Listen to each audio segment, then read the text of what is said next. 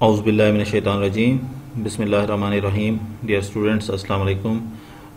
आज हम week second के नेक्स्ट टॉपिक को स्टार्ट कर रहे हैं, गेस्टाल्ट लॉज। गेस्टाल्ट लॉज जो हैं वो बहुत इम्पॉर्टेंट लॉज ऑफ साइकोलॉजी हैं। इनमें हमने जो है बेसिकली हमने जो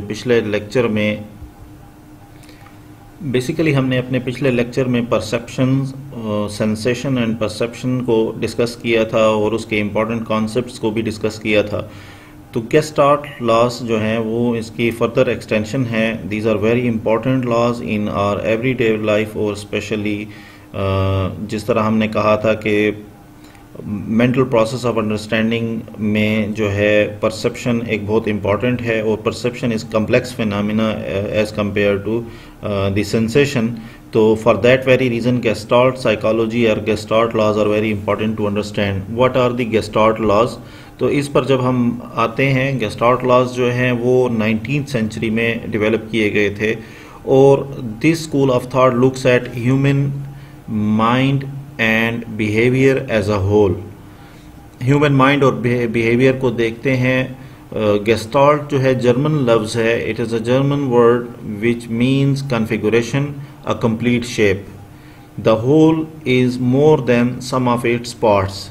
और इसका एक मतलब ये है कि एक कंप्लीट शेप यानी एक मुकम्मल शक्ल जो है वो ज़्यादा अहम है अपने छोटे छोटे टुकड़ों की निस्बत से। फॉर एग्ज़ाम्पल आप साइकिल को देखें तो it is the combination of parts. उसमें पैडल्स भी हैं, उसमें टायर्स भी हैं, उसमें हैंडल भी है, उसमें फ्रेम भी है। लेकिन अगर हम उस सारे को एज ए होल साइकिल कहते हैं, तो ये हमारी ऑब्जर्वेशन भी इसी तरह ही है कि हम चीज़ों को टुकड़ों में नहीं बल्कि हमारा दिमाग, हमारा ब्रेन जो है उनको आपस में जोड़ लेता है और एक शक्ल देता है। तो इस हवाले से ये लॉज हैं। The concept of gestalt applies to everything. हर चीज़ पर गेस्टाल्ट लॉज अप्लाई होते हैं, objects, ideas, thinking process, human relationships, और इनको इसी हवाले से देखा जाता है। गेस्टाल्ट प्रिंसिपल्स या gestalt laws basically seeks to explain how we perceive things the way we do. हम चीज़ों को कैसे परसीव करते हैं, इसके ऊपर मुख्तलिफ जो है वो लॉज जो हैं बनाए गए हैं, और जिनको हम गेस्टाल्ट लॉज कहते हैं। This is very interesting topic. हम चीज़ों को कैसे देखते हैं, इस पर हम पहले भी मिसालें दे चुके हैं लेक्चर्स में, और आज भी हमारे सामने बहुत खूबसूरत मिसालें आएंगी। For example, if we are watching cricket match on TV, हम टीवी पर क्रिकेट मैच देख रहे हैं, actually we are watching bunch of pictures rather than it's fluid realistic. हम बेसिकली जो मूवीज़ देख रहे होते हैं या मैच देख रहे होते हैं, वो हमारे पास पिक्चर्स की सूरत में आ रहा होता है। बहुत सारी पिक्चर्स जो हैं वो फ्लुएंटली हमारे सामने से गुजरती हैं, तो एक मैच जो है वो एक पूरी मूवी या सीन हमारे सामने क्रिएट करती हैं। और इसी तरह क्रिकेट मैच है जो भी। हमें देखते हुए इस बात से गर्ज नहीं होती कि ये थाउजेंड्स और मिलियंस ऑफ पिक्चर्स हैं जो इकट्ठी एक ही सीक्वेंस में हमारे सामने आ रही हैं, और उनमें आने वाली चेंजेस हमें मूवमेंट्स दिखाती हैं, बल्कि हम उनको परसीव करते हैं एज ए, जैसे इस मिसाल में है कि cricket match. A series of principles, इन लॉज को हम डिफाइन करेंगे। A series of principles that describes how we organise bits and pieces of information into meaningful wholes। हम चीज़ों को किस तरह से जो है वो how we organize bits and pieces of information into meaningful whole, किस तरह से हम चीज़ों को मतलब देते हैं एक मुकम्मल शेप्स की सूरत में, जो हमारे जहन में ये आगे आने वाली मिसालों में हमें मज़ीद क्लियर समझ आएगा। तो नेक्स्ट जब हम जाते हैं नेक्स्ट स्लाइड पे,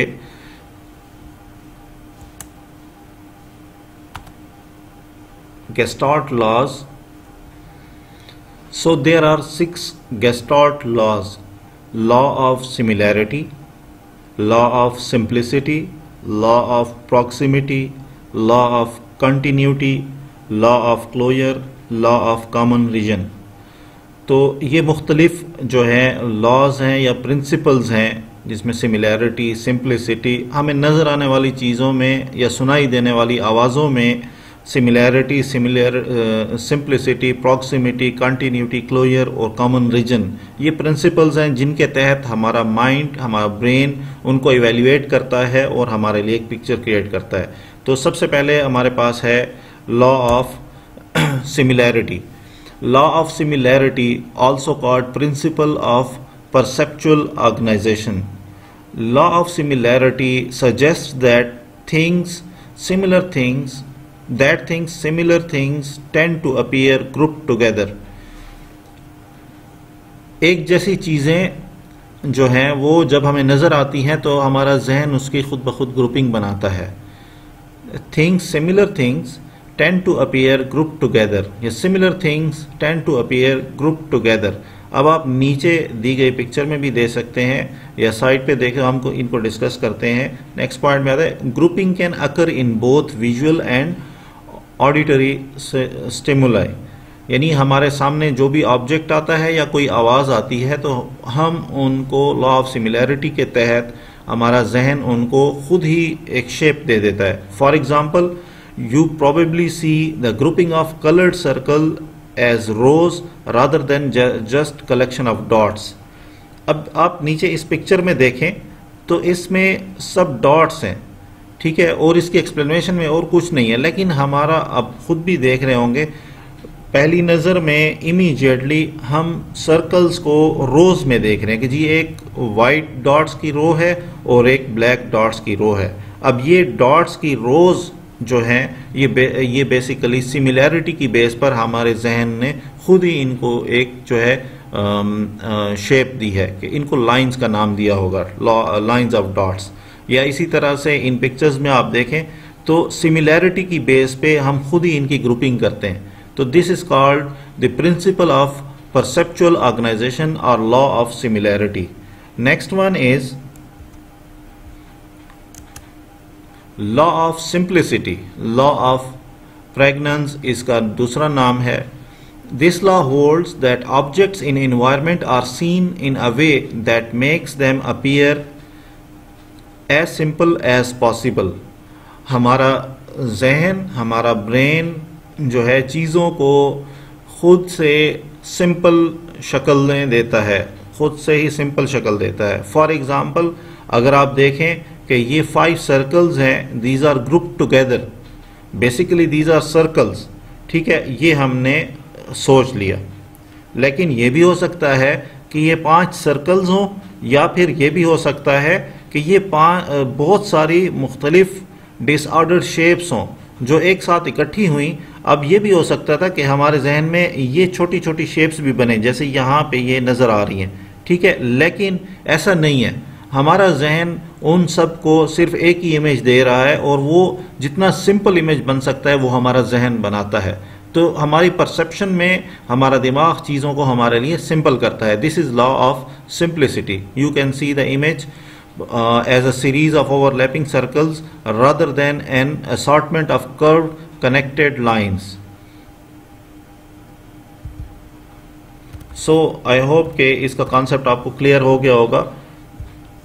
इसके बाद next, law of proximity. According to law of proximity, things that are near each other seem to be group together. जो चीज़ें एक दूसरे के नज़दीक होती हैं हमारा जहन उनका एक ग्रुप बना लेता है।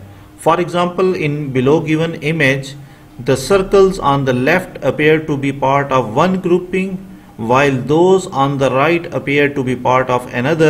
Because these objects are close to each other, we group them together. ये एक साथ हैं तो एक ग्रुप हमारे जहन ने बना लिया, ये एक साथ हैं तो इनको हमारे जहन ने एक ग्रुप बना लिया, और ये जो है एक साथ है तो हमारे जहन ने इनका एक और ग्रुप बना लिया। तो आई होप के लॉ ऑफ प्रॉक्सिमिटी आपको क्लियर होगा, यानी ग्रुपिंग की सूरत में भी हमारा जहन चीज़ों को शेप देता है। सो moving on, next law is the law of continuity. Law of continuity yani this law explains how our brain experiences visual line of elements that are grouped together. हमें नज़र आने वाली एलिमेंट्स जो हैं वो जो ग्रुप में हों, तो ऐसी लाइंस या ऐसे इवेंट्स को हमारा जहन खुद जो है वो एक इमेज दे देता है और वो कंटिन्यूटी की बेस पे होता है। This law says that points that are connected by straight और curving lines are seen in the way that follows the smooth path. तो जितना स्मूथ पाथ होगा हमारा जहन उसको एक शेप दे देगा, rather than seen separate lines, angles, lines are seen as belonging to each other. यानी हमारा जिस तरह हमने कहा लॉ ऑफ सिंप्लिसिटी, तो लॉ ऑफ कंटिन्यूटी भी इसी तरह है कि जितनी कंटिन्यूटी ज़्यादा होगी हमारा जहन उस इमेज को हमारे लिए डेवलप करेगा। जैसे आप नीचे एग्जांपल में देख सकते हैं, ये ब्लू डॉट्स और थोड़े से डार्क ब्लू डॉट्स हैं। तो इसमें अगर आप देखें, आप खुद से ऑब्जर्व करें, आपका जहन इन लाइट ब्लू सर्कल्स को एक ही सीक्वेंस में लेके जाएगा और ये डार्क ब्लू लाइन निस्बतन अलग लगती है। तो this is law of continuity, यानी हमारी परसेप्शन हमें कंटिन्यूटी पे ज़्यादा बेहतर जो है वो रिस्पॉन्स करती है या हमें कंटिन्यूटी दिखाती है। दूसरी एग्जांपल आपके सामने है कि हमारे पास कुछ शेप्स हैं और जब उन शेप्स को मिलाया तो अब वो शेप्स मिलने से वो शेप्स नहीं रही, बल्कि हमारे जहन ने उसको दो पैरेलल लाइंस हमें दिखाया। इन लाइंस को देख के कहीं भी आपके जहन में ये नहीं आ रहा होगा कि ये तीन इससे पहले वाली शेप्स हैं। तो this is law of continuity. इसके बाद जो है the next one is law of closure. Law of closure, चीज़ें आपस में ग्रुप्ड हों तो हमारा जहन उनको एक खुद ही एक शक्ल दे देता है। According to the law of closure, things are grouped together if they seem to complete the some entity। यानी अगर कोई उनके इकट्ठा होने से कोई शक्ल बन रही हो तो हमारा जहन उसको खुद ही शक्ल बना देता है। ठीक है, आप देखें ये कुछ डॉट्स हैं, पहली पिक्चर में आप देखें यहाँ पे कुछ ब्लैक डॉट्स हैं लेकिन वो ग्रुप टुगेदर हैं और हमारा जहन खुद से हमें बता रहा है, यहाँ पे कहीं नहीं लिखा हुआ, ना इसमें कोई शेप बनी हुई है, लेकिन इन ब्लैक डॉट्स के आपस में मिले हुए से हमारा जहन हमें कह रहा है this is the picture of football. तो this is law of closure, यानी जो स्टिमुलाई हैं, जो आइटम्स हैं, अगर वो ग्रुप टुगेदर हों तो वो हमें खुद ब खुद हमारा जहन एक इमेज बना के देता है उनको आपस में क्लोज करके। सेकंड पिक्चर में आ जाएं तो आप देखें कि यहाँ पर आपको तीन सर्कल्स, सेमी सर्कल्स नज़र आ रहे होंगे और एक इनके कंप्लीट तिकोन नज़र आ रही है और इसी तरह से ये बगैर लाइंस के तिकोन नज़र आ रही है। अब अगर आप देखें तो यहाँ पे कोई ट्रायंगल नहीं है, लेकिन अगर कोई पूछे तो हम यकीनन कहेंगे इसमें दो ट्रायंगल्स हैं। ये तीनों सर्कल्स कंप्लीट नहीं है, लेकिन हम खुद से कहेंगे जी ये तीन सर्कल्स हैं। तो यानी चीज़ें आपस में ग्रुप टुगेदर हैं तो ऑटोमेटिकली हमारे जहन ने उनको उनके इमेज को एक नाम दे दिया। This is law of closure. Third one, यहाँ पे देखें क्या चीज़ है ये, बेसिकली यहाँ पे एक सुराही है लेकिन उसकी शेप ऐसे है कि हमें खुद ही ऐसे लग रहा है कि ये दो फेसेस आपस में करीब हैं। यानी हमारा जहन जो है वो इमेज को देख के परसीव करता है और उस पर एक मैसेज जनरेट करता है और उसमें कोशिश यही होती है कि वो उसको कोई शेप दे या कोई नाम दे। This is these are gestalt laws और this is law of closure. The last one, the law of common region. This Gestalt law of perpetual organization suggests that elements that are grouped together within the same region of space tend to be grouped together. जब चीज़ें आपस में इकट्ठी हों तो हमारा जहन खुद ब खुद हमें कहता है कि ये तमाम आपस में ग्रुप्ड हैं, कॉमन रीजन इनमें एग्जिस्ट करता है। तो ये जो है कुछ गेस्टाल्ट लॉज हैं। मैं यहाँ पे फिर जाऊँगा पहली स्लाइड, सेकंड स्लाइड पे। अगर आप देखें गेस्टाल्ट लॉ की इस पिक्चर में इसके रूल्स नज़र आ रहे हैं। क्लोजर, ठीक है, कॉमन, कंटिन्यूएशन, सिमिलैरिटी और सिमेट्री, प्रॉक्सिमिटी और इन सब का आपस में एक जो कह सकते हैं कॉमन रीजन। पहली पिक्चर में अगर चले जाएं, यहाँ पे भी आपको नज़र आ रहा है कि ये 6 रूल्स हैं कि क्लोजर। अब देखें यहाँ पे जी, प्रैक्टिकली जी कंप्लीट नहीं है लेकिन उसकी शेप पे हमारा जहन इसको खुद ही जी बना रहा है। प्रॉक्सिमिटी यहाँ पे नज़र आ रही है, कंटिन्यूटी नज़र आ रही है। अब एस के साथ एक शेप भी है लेकिन हमारा जहन उसको इग्नोर कर रहा है। इसके साथ सिमिलैरिटी, टी की सिमिलैरिटी हमें नज़र आ रही है, और कॉमन रीजन शुरू से लेकर आखिर तक ये एक कंप्लीट वर्ड बन रहा है। तो ये these are the gestalt laws. आप इन पिक्चर्स में देख सकते हैं कि बहुत कुछ हमें नज़र आ रहा है, और ये हमारा जहन खुद से उनको एक शेप दे रहा है। तो these are the gestalt laws, और गेस्टार्ट लॉज हमारी लाइफ में बहुत इंपॉर्टेंट है, स्पेशली जो है ह्यूमन इंटरफेस के हवाले से। गेस्टार्ट लॉज जो हैं वो डिज़ाइनर्स और एवरीडे लाइफ में हर जगह यूज़ होते हैं। For example creative design ideas के लिए गेस्टार्ट लॉज की अंडरस्टैंडिंग बहुत ज़रूरी है। To be able to draw the ideas, सेज them and write them, new ideas को बनाना, उनको लिखना, इन सब के लिए गेस्टार्ट लॉ की अंडरस्टैंडिंग हमारी लाइफ में बहुत ज़रूरी है। To get preconceived idea about how to manipulate visual elements, shape, color, light, position and position of seeing, यानी हम शेप, कलर, लाइट, पोजीशन और इनकी कम्बिनेशन से नए आइडियाज़ को सामने ला सकते हैं। To have a good knowledge of how people see and think and feel with in using the design, space and product. तो चीज़ों के डिज़ाइन करने में, स्पेसेस के, प्रोडक्ट के डिज़ाइन करने में गेस्टार्ट लॉ का नॉलेज होना बहुत ज़रूरी है। तो कंक्लूडिंग रिमार्क्स में मैं ये कहूँगा कि जिस तरह हमने कहा हमारी एवरीडे लाइफ में साइकोलॉजी बहुत इंपॉर्टेंट है, और फिर जब हमने परसेप्शन को पढ़ा और स्पेशली आज गेस्टार्ट लॉज को पढ़ने से आपके लिए खुद भी एक अंडरस्टैंडिंग डेवलप होगी कि ये इन 6